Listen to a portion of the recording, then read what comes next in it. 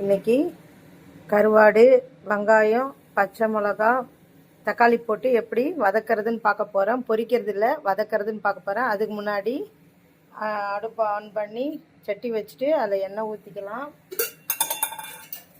இது கொஞ்சமாக ஊற்றிக்கலாம், ஏன்னா இதுக்கு நிறைய எண்ணெய் தேவைப்படாது.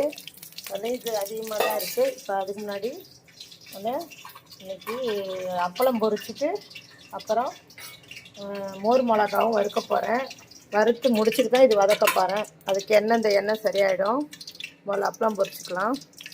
எண்ணெய் ஊற்றணும், கொஞ்சம் தான் இருக்குது. ஏன்னா இதில் அப்பளம் பொரிச்சிருக்கேன், 10 ரூபா கட்டு பிரிச்சுருக்கேன், கொஞ்சம் மோர் வத்தல் பிரிச்சுருக்கேன்.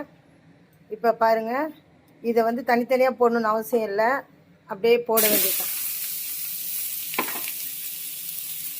உப்பு மட்டும் சேர்க்காதீங்க, தயவுசெய்து உப்பு சேர்த்தீங்கன்னா அதிகமாக இந்த டிஷ்ஷு உப்பாயிடும். ஏன்னா நம்ம கருவாட்டில் ஆல்ரெடி உப்பு நிறைய போட்டிருக்கனால நம்ம பார்த்துக்கிட்டு சாப்பிட்டு போட்டுக்கலாம். கொஞ்சம் நேரம் வதக்குங்க. இவ்வளோ குக்கானால் போதும், இதுக்கு மேலே குக் ஆகக்கூடாது. ஏன்னா இது நம்ம மூடி போட்டு கருவாடு போட்டு மூடி போட்டு வச்சுட்டு போகிறோம். இங்கே பாருங்கள், ஆல்ரெடி நல்லா மீன் கழுவுற மாதிரி கழுவி வச்சுருக்கேன். சின்ன சின்னதாக நம்மளுக்கு ஏற்ற மாதிரி போட்டுட்டு ஒரு கிண்டி விட்டுட்டு உங்களுக்கு தேவைன்னா மஞ்சத்தூள் போட்டுக்கோங்க. நான் மஞ்சத்தூள் போட போகிறேன். மஞ்சத்தூள் போட்டுட்டு அப்படியே ஒரு 10 நிமிஷம் சிம்மிலே மூடி வச்சுருங்க. ஓகேங்களா?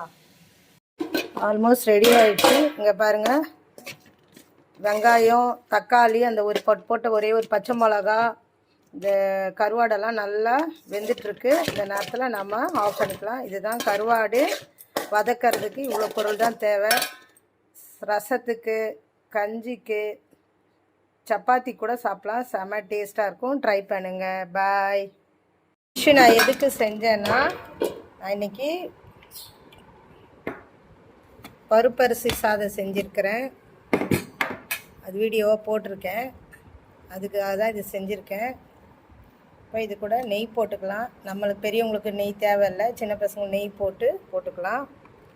இப்போ சாதம், கொஞ்சோண்டு அந்த கருவாடு வதக்குனது, 2 அப்பளம், 2 மோர் மிளகா. அந்த மோர் மிளகாவில் ரொம்ப காரம் இருக்காது. இதுதான் எங்கள் வீட்டு டிஷ்.